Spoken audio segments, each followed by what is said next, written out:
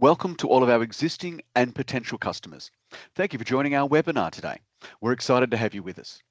Please note that this session is being recorded and will be made available in the CareMaster help section for your future reference and for anyone unable to attend today. Please save any questions until the end. We've set aside time to address them then. Additionally, we'll be providing an FAQ document that captures all the questions and answers discussed during today's session. This session is designed as an information showcase and not recommended for a side-by-side walkthrough during the presentation. I'd now like to recognise the original custodians of our land by reading the Acknowledgement of Country. We acknowledge the traditional custodians of the land on which we gather today, and we pay our respects to elders past, present and emerging. We recognise their continuing connection to land, waters, culture and their contribution to our community. Today's session is to provide a comprehensive overview on onboarding workers and simplified data entry. By mastering these configurations, you'll be able to prepare document categories for templates, prepare document worker categories for uploading through the app, the worker app and further worker actions, alerts and maintaining compliance. There's a bulk upload option I'd like to discuss, and other tips and reminders. Let me start now by sharing my screen. So as we join the CareMaster website now, one of the first places I'd like to draw your attention to is the documents area. So there's two types of documents we upload within the CareMaster system. There's documents that can be used and downloaded for templates by either workers or internal users. And then there's documents that get uploaded onto the worker and participant profiles. So if I start by going to our documents and either folder or list view, it's the same information in just a different view. What I've got the option to do here is I can upload documents. I can select a category, and I'll show you how to do those categories in a moment. So the categories are available as not visible to workers, some documents you don't want to be sharing with your workers, or visible to workers. Once it's visible to a worker, they will have access to download it in the app itself. I can choose and override if I'm doing any particular category right now and give this one a title. So this one might, for example, be a manual handling a policy. And that will then allow the workers to download that, and you can set an expiry date on that. So if that's only for a limited time if required, and then upload the document. We've also got the ability to add them into various folders depending on how you'd like your filing structure to be. If we just quickly look at that filing structure for a moment. So we've got various company policies input here. There's a complement procedure, manual handling, leave forms. There's another one that's perhaps been expired or archived. And this little dot here shows what's been allowed to be visible via the workers or not. Other NDIS forms or new employee induction forms. So we're going to spend some time playing with our new employee induction forms today. Things like the worker bank details, superannuation, new contract, and tax declaration. So these here are all available as resources to download. So what if you want to make a new category? Well, in our documents, what you'll need to do is to head down to our data, our miscellaneous data, and our generic document categories. And that would then be a very simple process to go add a new document category, give it a title, and then select the default right now, whether it be visible or not to workers. Full creative freedom to go and create any of these. Now, if you want to manage these later on, you won't be able to delete a document category if it already has documents actually attached to it. Just a heads up for future reference. So if we go to the worker app, one of the first things I want to be reviewing here is as soon as I log in, what it's doing is it's telling me that as a worker, I have documents that either have or are expiring. Now this is set up in our alerts in our worker area. So let me show you, if I go to my settings and my worker app settings, this is going to give me some of that underlying configuration for my documents. So I'm scrolling down here to my documents area now, and we've got the expired documents reminder threshold in days. So at the moment it's set to 10 days. So 10 days prior to any of my documents expiring in the app, this alert will pop up for me once a day, and it will keep popping up until ultimately there's no documents that are expiring and all documents have actually been completed. Now, when I do upload a document, what we've also got is you can select a notification to go out to either the workers coordinator, the participants coordinator, all coordinators, all admins. I can pick and choose from my list of coordinators and admins, or otherwise just free type in a manual email address. Not everyone's linked in the system, and it can be a useful way to add those manual email addresses in as well. The workers coordinator is my primary reason, and when I upload any documents, a notification will be sent to that workers coordinator. And there's our document categories there. So let's just hop into the app for a moment and talk about this. So let's say you've got a brand new worker. They've come in, you've added them into this system, and they've received their basic logins. The next thing they want to be doing is inputting all their information. So we can make it easy for them by giving them access to documents they can download and then ultimately upload back on their own profile. So I'm going to drop in here and we're going to look at our More section on the app. The More section is going to show me two areas for my document. I've got my documents, which are the ones that I've uploaded, and I've got my staff documents, which is access to those templates that you've loaded in the CareMaster system. So we can see here, I've got some policies and procedures.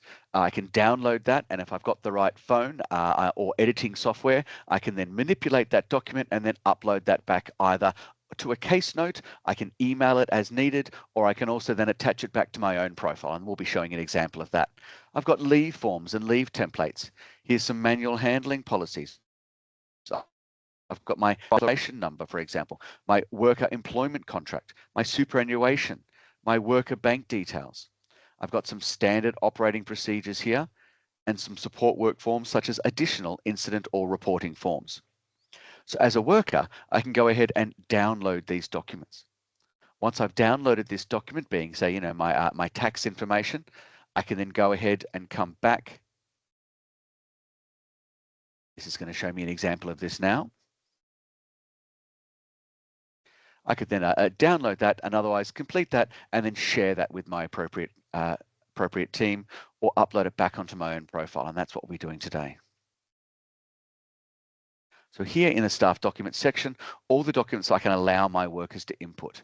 I can then go into my documents, and I've already built a category here, for example, with my photo ID, my car documents, my compliance modules, and I can go ahead, these are the ones I've currently got, and if I upload a new document, I can then select my document category,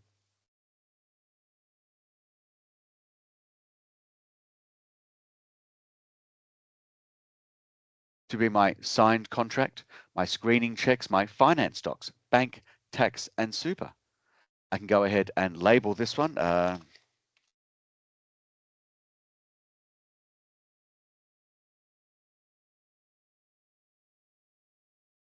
And then what I can do is I can either take a photo of my form, upload it as a photo itself, or attach it as a file. And when I press upload, a notification will be sent to my workers coordinator stating that Liam has then uploaded his tax certificate or various details. So if we apply this to all the information that we get from our workers at the start, they can download a generic contract that they can then sign and add their name to. They could then upload that back against their contract and sign contract area. They could do their bank, their super, and their tax information, and you can then transfer that into your appropriate financial integration section. We've got all sorts of anything you can think of. I've got photo ID for my licenses. I've got my car documents and my vehicle registration and insurance. Here's my training compliance modules. So this can be a really handy one where we actually see that when I do a training compliance module, I load that back into the system and it then sends me out that yearly reminder. So what we have on our workers document, so here's our document list here. That's our templates. Let's go look at now how we set up those worker document upload sections. So if I go to my data, my support worker data, and my worker document categories. Here it now shows me all the areas or documents that I can upload into. So again, I've got to select if they're visible to workers or not, and some are in use and some are not in use. Again, I can't delete a category that's already in use. To create a new category, it's a very straightforward action. Give it a name. So let's just call this one, it might be a COVID test, for example, bit of an old reference there. I can make this visible to workers or not. Now, there's a great option here in terms of the worker category restrictions. And the idea being is that, say, I've got my nursing staff. I only want them to be able to access specific type of documents. If I lock this down, then only my nursing staff can actually access this document category. It's a really handy option so that not all of your teams out there have access to all the different document categories they can either view or upload into. Now, just quickly on a sidebar on those support worker categories, if I go to my data and support worker category section, I can create as many different categories as I'd like. I can give it a description there like that nursing one, but it already exists. And you can then apply that to restrictions on participant documents and worker documents to really isolate your audience on who can actually see what. That's just for a category restriction on viewing documents. All right, let's have a look at our worker profile right now and how it looks on the inside. So I'm just using my staff volunteers quick search and going to Liam's profile. Scrolling down now to my document area. And here we can see I've got my driver's license, my car insurance, my car rego. There's my disability awareness training module. So when, as a worker, I submit a document, it's going to send a notification to your coordinator. Now, we then need your coordinator to come in and edit this upload so they can then apply a new expiry date. Now, we recognize that even though I've uploaded a new document, these expiry dates don't automatically populate. What we need you to do as administrators or coordinators is view any expiry date information and manually update that. It doesn't transfer across. We also don't want to make sure that our documents that are arriving are valid and have real data on them. Now, you can have a look here. Any document I'm uploading, while it gave me a reminder as a worker, how do you as administrators know that it's going to expire? You can come into your alerts section here and look at your document expiry. And this shows you a number of things you've got. So firstly, it's showing you documents that have expired or are expiring within 30 days. That's a set time frame and can't be further configured. It's showing me my general documents. Now, these are the templates that we've uploaded, so we can also set an expiry on them. It's showing me here any participant documents that either have or are about to expire. And again, down here on my worker documentation. So this whole alerts section is your compliance to-do list with anything that's got a number is telling you that it's either upcoming to expire or that further action is needed and something about its dates are going to end. Now, the worker documents here, it's a great way. I would upload everything here ultimately as a worker document. And that way it puts it in front of that worker. And if you've set your categories up correctly, they can then upload all those informations on their own profile and feed it directly to you.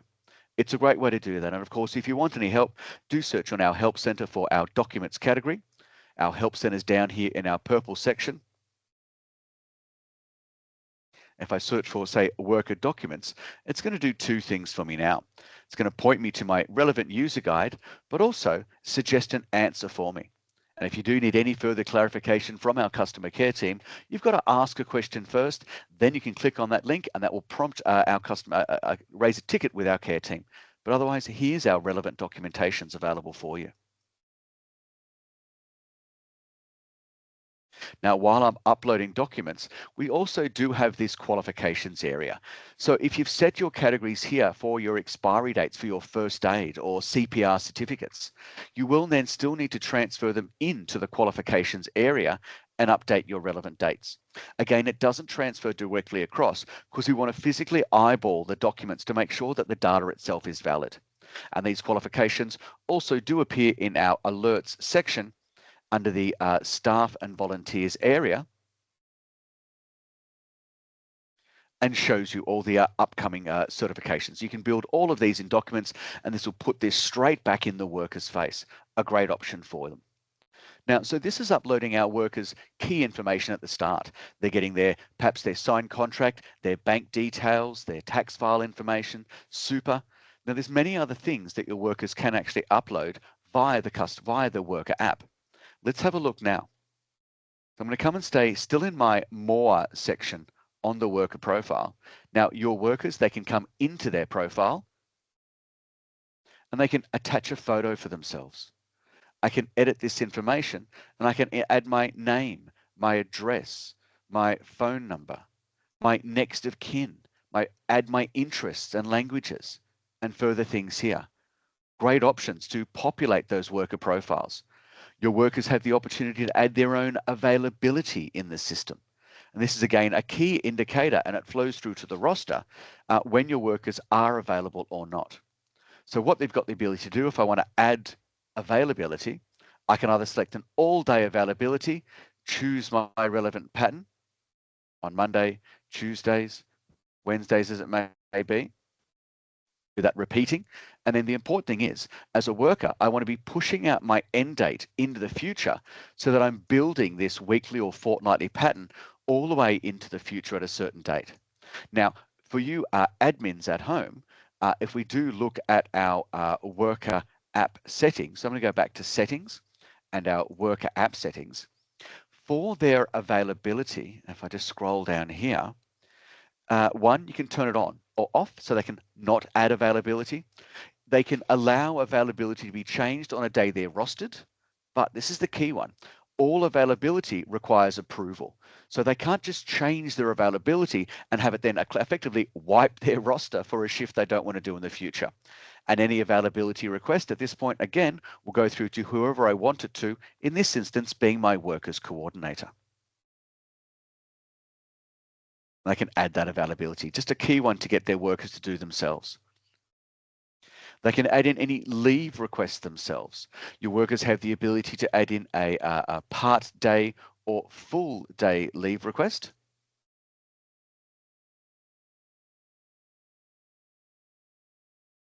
And that will, again, if we have a look at our leave section here, you can turn on or off the ability to have those leave requests, and it will send a notification to the workers coordinator.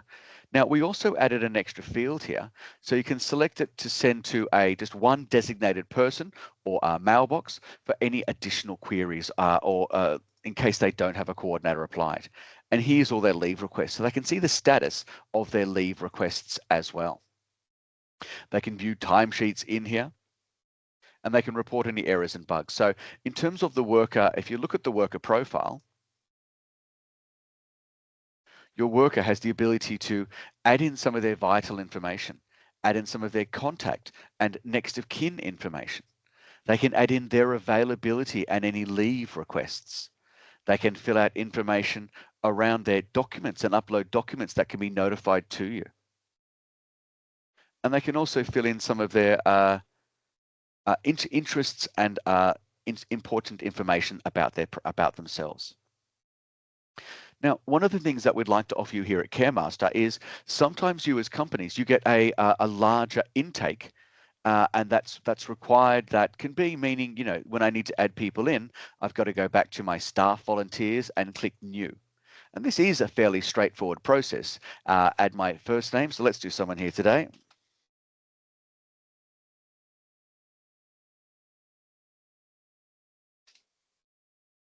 Male or female, select the location. You can assign them to various grouping.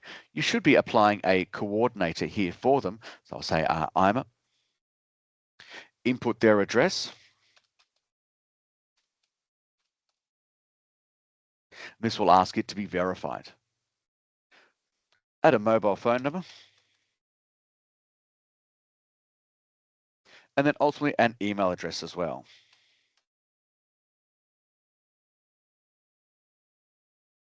Now, when you first add in a worker in this method, I'm selecting my options to be administrator, coordinator, or worker, and their email address will be their login. So as soon as I press finish, this will then send your workers a communication for a change password reset that will then allow them to log into the app. But as soon as I've done this, it took me about 15 seconds ultimately, and that will then create that new worker profile for you. Now, what we can also do for you, if you have a large intake, we can offer a bulk upload for you for your staff or your client details. So this predominantly occurs within our managed facilitations, where our newly managed customers do a bulk upload at the start of their process. But all the queries and things like that are otherwise ongoing. And if you have a larger intake, we're happy to assist you for a small fee to upload these for you on your behalf as well. Just a great option for you there.